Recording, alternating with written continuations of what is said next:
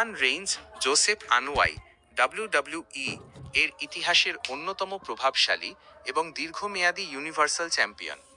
তিনি নিজেকে tribal chief এবং হেড অব দ্য টেবল হিসেবে প্রতিষ্ঠিত করে ব্লাড লাইন ফ্র্যাকশন নিয়ে স্ম্যাকডাউনে দীর্ঘ রাজত্ব করেছেন।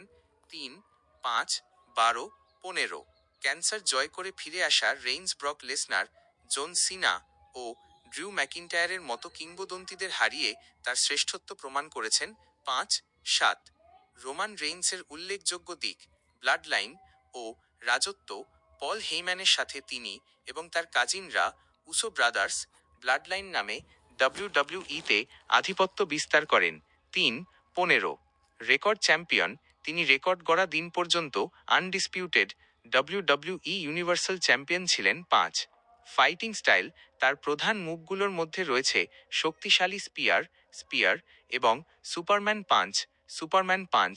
4 বর্তমান পরিস্থিতি: 2025-2026 সালের বিভিন্ন ম্যাচ এবং রেসলম্যানিয়া কোডি রোডস ও শেথ রলিন্সের মতো তারকাদের সাথে তার লড়াইগুলো স্মরণীয়।